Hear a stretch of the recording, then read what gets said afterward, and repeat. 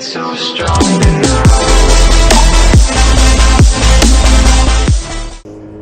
Alright, hello again guys, thanks for tuning in to the second video. Of course, how could you not after the first video was just so good. Thanks to everyone who watched the first video, who left a bit of feedback, gave me a few hints and tips. Really do appreciate that sort of stuff. Even had a mate of mine from back home set up a little logo. Not too sure I'll use it, but who knows. I appreciate the gesture. It is actually quite nice that you took your time out of your day to do that for me, so who knows, it might appear.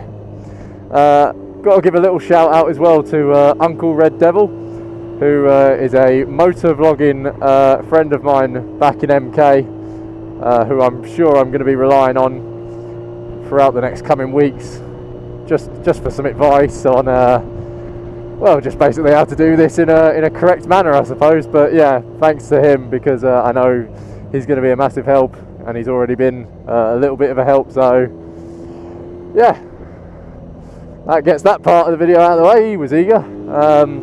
Just got to run a little bit of an errand. Just got to pop to the post office. But yeah, shortly after that, I want to talk about something that is starting to piss me off. Okay, well, that's me all done at the post office. I had to pay for my parcel. Whoever sent that overseas didn't pay the complete postage charge. How inconsiderable. Right. So the thing that I want to talk about today is ULEZ. We aren't going to be able to escape it, so I might as well make a video on it now, as I've spent the last week doing a bit of research, doing a bit of digging, trying to learn more and more about it. And I was trying to come up with a sort of conclusion regarding my situation of ULEZ, aka my bike, etc, etc.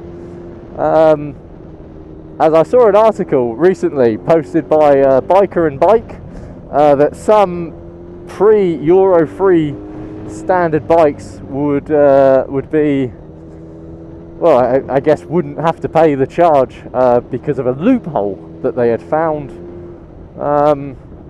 And this got me interested, of course, because obviously Euro 3 roughly came into effect in 2007, I think it was. So anything normally before 2007 isn't going to be Euro 3, and therefore is going to be expected to pay this ULEZ charge. For those of you who don't know what ULEZ is, it's the ultra low emission zone, coming into effect in central London in April next year, 2019, and then I think in April 2022 it will affect more of the southern and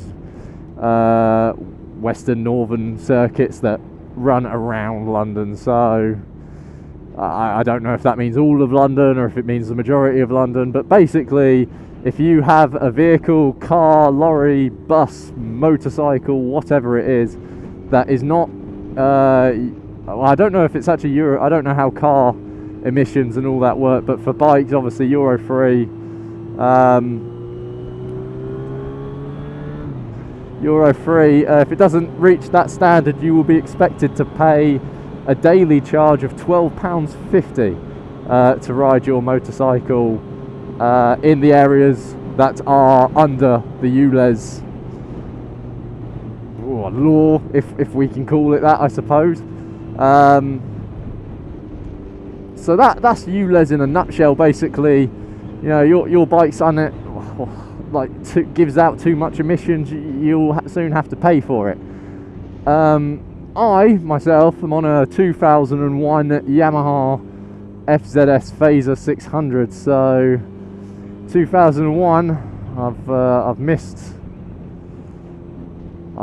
the thingy. I've definitely missed 2007 by a long shot. So because of this article, I decided to email Yamaha and just basically ask them, or say in an email, look, I've got this this Yamaha Phaser 2001. Have you heard of ULEZ? Of course they said yes. But yeah, let me know if you have an NOx value for the bike. And they got back to me saying they really appreciate my email. They understand the concern and the worry. You know, a lot of people on older bikes are about to have to make a key decision. But yeah, they said that there would be no point of them giving me the data or any of the emission statistics for this bike, because they basically wouldn't have even have passed the first Euro standard. So what chance do I have of the Euro 3 standard? So a bit gutting, but realistically I don't know what else I was expecting. You know, it is a 2001 bike. You know, she's an old girl, she's closer to 20 than she is 10, so it's by a long shot as well actually. So it is what it is. But that now leaves me with a crucial decision to make, obviously being based in London. So I either have to suck it up, and every time I ride into central London for the next 3 odd years, pay the £12.50 daily charge to TfL, I probably think it is, who it's going to. I'd imagine it is. You know, they're the ones who sort all this shit out. It's their proposal. So yeah, pay the £12.50 charge, or get a newer motorcycle, which I don't know where that's going to leave people. You know, some people feel much more comfortable on their bikes regardless of what age they are. You know, if you ride a 2003 Bandit and you've been riding it for 4 years and you absolutely love it, you ain't going to want to really get rid of it, are you? So you're going to have to buy a bike that passes Euro 3 standards, which is a bit upsetting, because okay, fine, my bike, don't know what emissions it's given out, but it's a good bike. You know, it doesn't cause, in my opinion, I can't imagine it causes much pollution. It definitely doesn't cause a congestion. You know, I could filter here if I really wanted to. So I don't really understand. I mean, I'm in the strong opinion of bikes shouldn't really have to pay this ULEZ charge, but hey ho, that's TfL for you.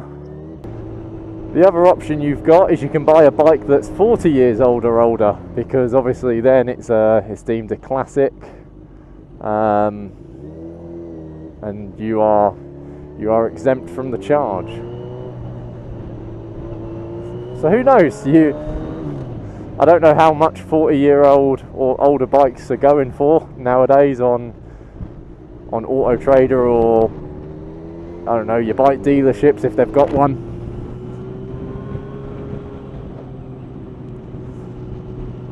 But obviously then you come into the other side of owning a 40-year-old or older bike, is if you're going to use it to get to and from work every day, you know, going to use it as a commuting motorcycle, what's the reliability going to be like?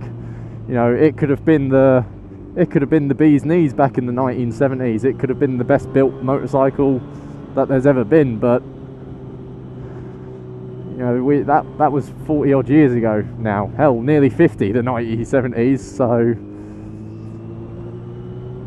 how, you know, what reliability issues are you going to fall into, and are they going to be more costly than if you just paid the daily charge or bought a newer motorcycle? Well, I unfortunately don't know the answers, but I'm just giving you things to think about and consider.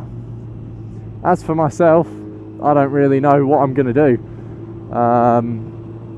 There's of course the option to move out of London, which would be absolutely fantastic. I'm not a fan of London, so who knows? Maybe that will be my choice, and this whole ULEZ thing won't even affect me. But I'm running out of time to do that. But I don't know. For me personally, my bike is old, 2001 Yamaha Phaser, but she's got a lot of life left in her. I've only done, what have I done? This bike's done 43k. I think I've done about 15 of those. So, you know, she's hardly been used. You know, she's hardly had a life. Seems unfair to just have to sell her now to someone who isn't in London because she will no longer be deemed as I don't know, what's the word, planet friendly enough or something like that. And I don't know, the whole ULEZ scheme, this whole shebang about it has made me quite upset, because it's going to put a lot of people out for a start. You know, not everyone's got money to just throw at £12.50 daily charge or a new motorcycle. And the second thing is, it's going to see a lot of not classic bikes, obviously, you know, things like the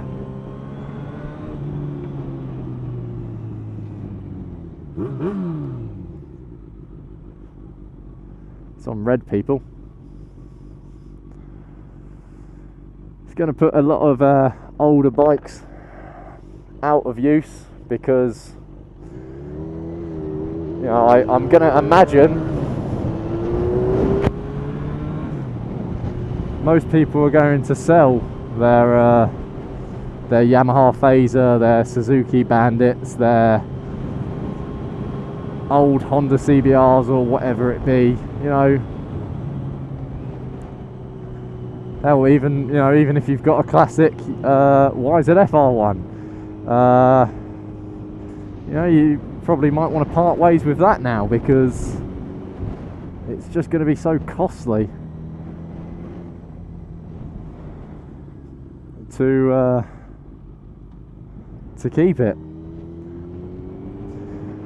I don't know. The whole scheme seems to be aimed around getting everyone on newer vehicles, which, you know, many argue is that a bad thing. You know, newer vehicles obviously pass a lot more rigid safety tests. They are, I suppose, I don't know, I've never looked at hardcore data for it, but they are supposedly much better for the environment.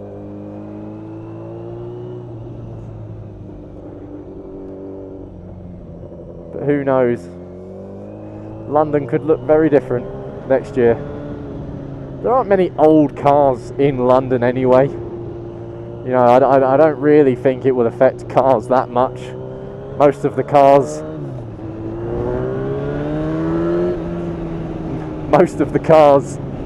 that you see in London are brand new cars. I'd be stupid not to get a photo there. Yeah, most of the cars are newer cars, so I suppose it's not going to really change anything. But bikes, you know, there are newer bikes, of course, but I'd have liked to have thought that, I don't know, I'd have liked to have thought that they were just, what's the word for it? That there was just few and far between. You know, that there would have been some bikes that were more bikes. Well, how am I trying to phrase this? So even though there are a lot of new bikes on the road, I still think you get a lot more of examples like this, where you've got an old 2001, 2002 motorcycle that is on the road being used daily, blah blah blah. than you do for car ratios. You know, obviously you probably don't, because obviously there's, you know, motorcycles we only make up for like, what is it, 1% or something, 0.7, 0.9% of the road, but in the UK, but fuck it. So ULEZ is quite a hot topic at the moment. It's definitely got people talking. I see a shared thing about ULEZ every other day on a lot of bike pages on Facebook, and I see people talking about it on Twitter. So I'd love to hear from some people. You know, I'd love to hear if you're affected. You thought about it. I'd love to hear your views on it, because it's gonna affect a lot of people, not just us bikers. You know, I know we don't normally give a flying fuck about the cages, but it's gonna affect them. It's gonna affect businesses. Fucking, what was that stare for? Yeah, it's going to affect everyone who basically uses the roads in London, and you know, maybe not businesses, because they normally 9 times out of 10 have up-to-date vehicles, and there's a lot more regulations and rules about business vehicles and all that have you. So yeah, that's everything I've got to say on the matter, really. I don't agree with you, Les, especially from a motorcycle. Oh, sorry, the light threw me. Especially from a motorcycle perspective, I just think it's wrong, to be honest. So yeah, I'd like to hear from you guys. I'd like to hear what you think about it. Is it going to affect you? How it's going to affect you? Etc. Etc. Etc. Just like the last video, any comments, feedback, likes, dislikes, whatever, everything is appreciated. Even just you tuning into the video is highly appreciated. So thank you very much, guys. See you next time.